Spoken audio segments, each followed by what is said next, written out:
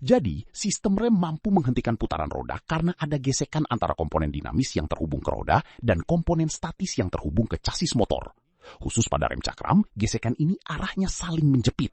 Sehingga ketika terjadi gesekan, tekanan sepasang kampas rem ini jadi lebih kuat. Tapi bagaimana cara menggerakkan kampas rem agar bisa menjepit piringan rem? Untuk urusan ini, kita memerlukan sebuah mekanisme penggerak rem. Selain berfungsi untuk menggerakkan kampas rem, mekanisme ini juga bisa melipat gandakan power yang kita berikan pada tuas rem.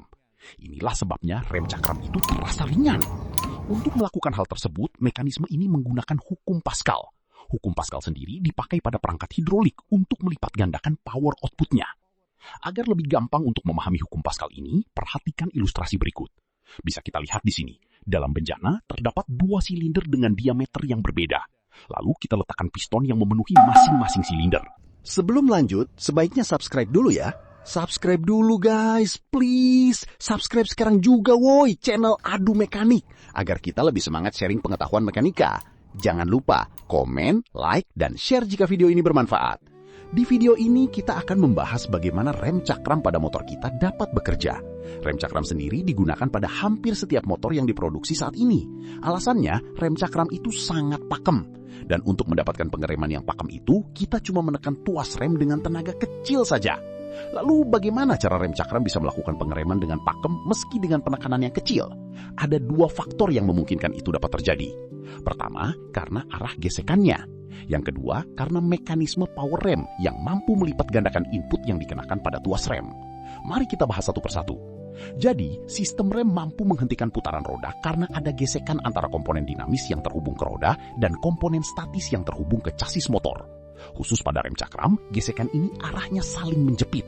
Sehingga ketika terjadi gesekan, tekanan sepasang kampas rem ini jadi lebih kuat.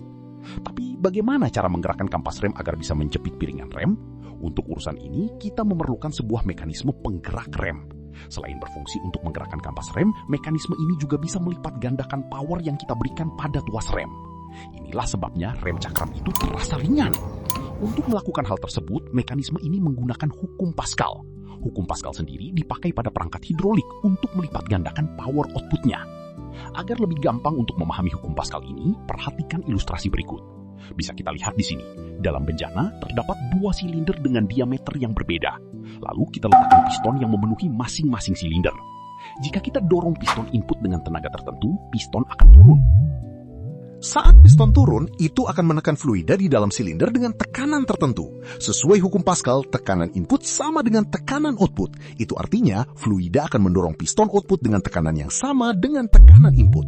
Namun karena diameter pistonnya berbeda, maka tenaga yang dihasilkan juga berbeda. Seperti pada ilustrasi ini, diameter piston output jauh lebih besar. Sehingga tenaga yang dihasilkan pada piston output bisa berlipat ganda daripada tenaga yang diberikan pada piston input. Sekarang kita balik ke rem cakram. Kalau kita sering lihat ada komponen kotak di dekat tuas rem, ini adalah reservoir dan silinder input. Reservoir berfungsi untuk menyimpan minyak rem. Sementara di dalam silinder input terdapat piston yang berfungsi untuk menekan minyak rem. Sementara di bawah terdapat kaliper rem, yang di dalamnya ada piston dengan diameter jauh lebih besar dibandingkan piston input. Kedua komponen ini dihubungkan oleh sebuah selang tekanan tinggi. Ketika kita tekan tuas rem, piston input akan bergerak dan mendorong minyak rem.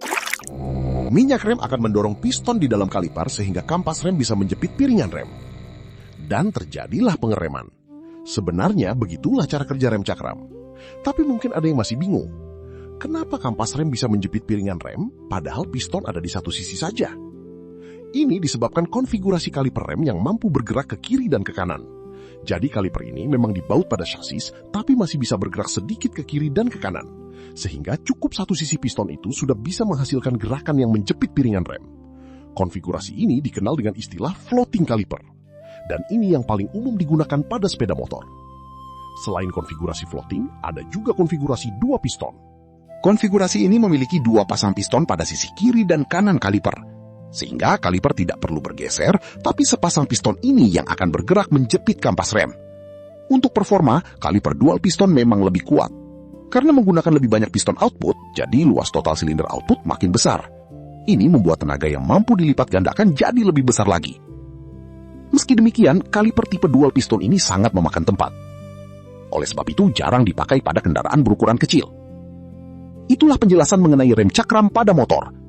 Jika kalian merasa konten ini bermanfaat, sebaiknya subscribe, like, share, and comment agar kita lebih semangat sharing pengetahuan mekanika.